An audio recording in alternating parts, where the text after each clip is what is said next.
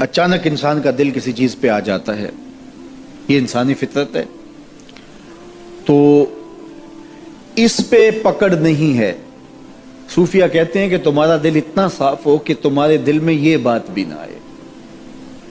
غنا تمہیں نصیب ہو جائے، لیکن اس کے باوجود ہم بشر ہیں، کمزور ہیں، تو کسی شخص کے پاس کوئی چیز دیکھی اور للچا گیا دل اس کی طرف، اور پھر اس کو حاصل کرنے کے لیے کوشش میں، تردد میں لگ گیا۔ دل میں خیال بھی آتے ہیں، وسوسے بھی آتے ہیں، اور ایسی ایسی خواہشات جنم لیتی ہیں کہ انسان خود اپنے پہ ہنستا ہے، لیکن ایسی خواہشات جس کی اتباع میں چل پڑا، جس کی خواہش میں چل پڑا، تو یہ ہلاک کر دینے والی چیز ہے۔ آرزو کا پیدا ہو جانا، حتیٰ کہ آرزو تو آرزو رہی، وسوسے کے پیدا ہو جانے پر بھی پکڑ نہیں ہے اگر اس کی اتباع نہ کی جائے۔ صحابہ نے حضور سے عرض کیا، حضور ہمیں ایسے وسوسے آتے ہیں کہ اگر ہم بیان کر دیں تو قتل کر دیے جائیں۔ اتنا غلیظ خیال بعض اوقات انسان کے دل کی تختی پہ آتا ہے، دماغ کی سکرین پہ ابھرتا ہے۔ تو فرمایا کہ تم کیا کرتے ہو؟ تو انہوں نے کہا کہ ہم اس کو جھٹکنے کی کوشش کرتے ہیں، جب اس طرح کا کوئی خیال آتا ہے تو بندہ اس کو جھٹکتا ہے، دور کرتا ہے، اور بندہ خوف زدہ ہوتا ہے اور اللہ کی پناہ میں آتا ہے، اور اس کی ایک حالت ہوتی ہے۔ تو اس حالت کا انہوں نے ذکر کیا کہ ہم تو پھر یہ کرتے ہیں۔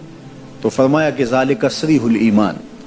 یہ تمہارے واضح ایمان کی علامت ہے کہ اس وسوسے کے بعد جو تمہاری طبیعت میں بے چینی اور بیزاری پیدا ہوئی، اور اس کو دھکیلنے کے لیے، اس کو خیال سے ہٹانے کے لیے، اس کو تصورات سے دور کرنے کے لیے جو تم نے کوشش کی، یہ تمہارا ایمان تھا جو کھڑا ہوا، اور تم اس سے بچنے کی کوشش کرتے ہو، تو یہ تمہارے ایمان کی علامت ہے۔ تو خالی وسوسہ اگر کتنا ہی غلیظ کیوں نہ ہو، اگر اس وسوسے کو خیال کا حصہ بنا کے اس سوچ کو لذت کا سبب نہ بنا لیا جائے، حتیٰ کہ غیر محرم کے اوپر آپ کی نظر پڑ گئی، تو فرمایا النظرۃ الاولی لک والثانیۃ علیک، جو پہلی نظر تجھے حاصل ہوئی تو وہ تیرے لیے ہے، لیکن اگر تو نے نظر کا تتبع کیا اور پھر تیری نظر نے دوبارہ پیچھا کیا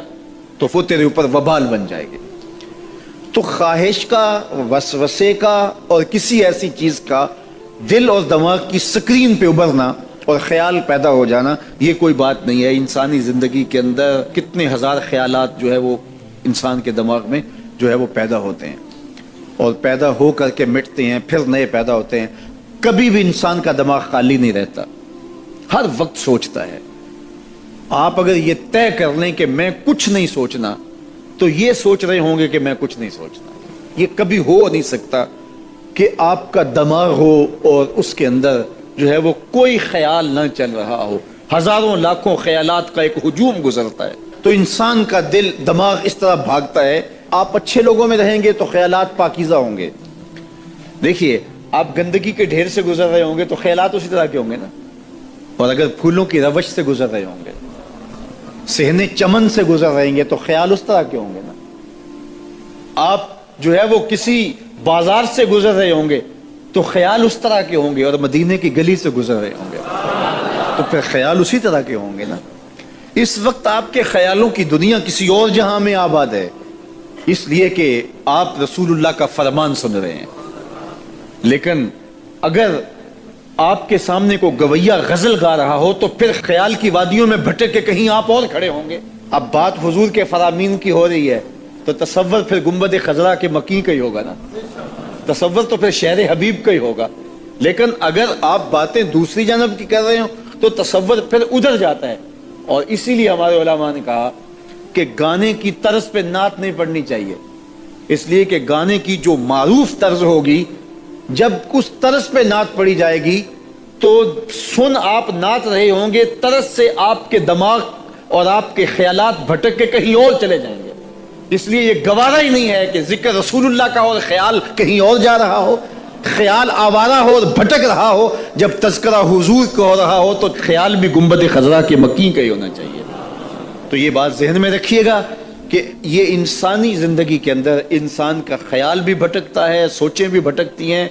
دل میں بھی کئی کچھ آتا ہے، لیکن پکڑ اور گرفت اس وقت ہوتی ہے جب انسان اس خیال پہ اپنے آپ کو اس راہ پہ ڈال دیتا ہے. لالچ کا پیدا ہونا